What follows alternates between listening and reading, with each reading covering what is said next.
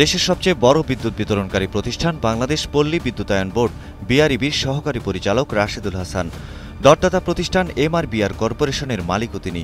বিআরইবির পদের প্রভাব কাজে লাগিয়ে নিজের কোম্পানির জন্য কাজ বাগিয়ে নেওয়ার অভিযোগ তার বিরুদ্ধে। গত ৫ ফেব্রুয়ারি বিআরইবি দুটি আলাদা প্যাকেজের আওতায় কেভিএসিআর কেনার জন্য স্থানীয়ভাবে দরপত্র আহ্বান করে। এসব দরপত্রে অংশ নেয় বেশ কয়েকটি প্রতিষ্ঠান। এর মধ্যে আরইবির কর্মকর্তা রাশেদুল হাসানের প্রতিষ্ঠান এমআরবিআর কর্পোরেশন দক্ষিণ কোরিয়ার বিএস সিস্টেম কোম্পানি লিমিটেডের পণ্য সরবরাহের প্রস্তাব দেয়। যদিও এই কোম্পানি বা তাদের প্রস্তাবিত সরবরাহকারীদের আগে বাংলাদেশের কোনো বিদ্যুৎ বিতরণ ব্যবস্থায় বা নিজ দেশসহ বিশ্বের কোনো সংস্থায় দরপত্রে চাহিদাকৃত ১১ কেভিএসিআর সরবরাহের অভিজ্ঞতা নেই। সংশ্লিষ্ট মূল্যায়ন কমিটির তবু অনভিজ্ঞ এসিআর উৎপাদনকারী ও সার্ভিস প্রদানকারী দরদাতা প্রতিষ্ঠানকে কাজ দেওয়ার সুপারিশ করেছে। অথচ একই কোম্পানিকে ৩৩ কেভি এসিআর সরবরাহ কাজে ৭১৭ নম্বর বোর্ড সভায় কারিগরিভাবে নন রেসপন্সিভ করা হয়েছিল।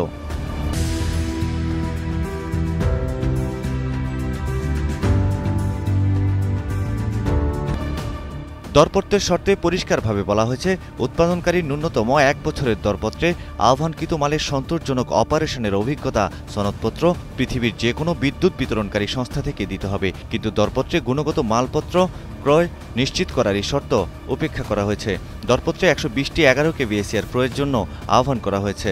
অথচ ওই কোরিয়ান কোম্পানির ৯ বছরের উৎপাদন মেয়াদে এত এসিআর বানানোর কোনো অভিজ্ঞতা নেই।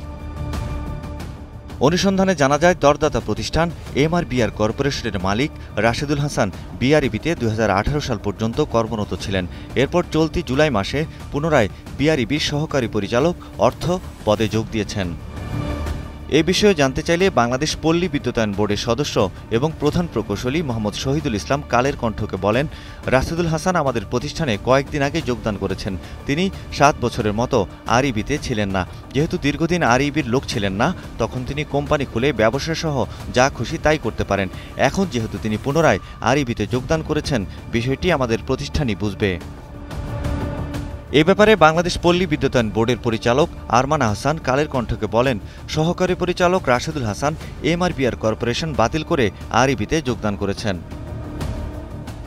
এ নিয়ে ট্রান্সপারেন্সি ইন্টারন্যাশনাল বাংলাদেশ টিআইবির নির্বাহী পরিচালক ইফতেখারুজ্জামান কালের কণ্ঠকে বলেন, যে প্রতিষ্ঠানের জন্য মালামাল কেনা হবে সেই প্রতিষ্ঠানের কর্মকর্তারা কখনোই দরপত্রে অংশ নেয়ার কাজটি করতে পারেন না।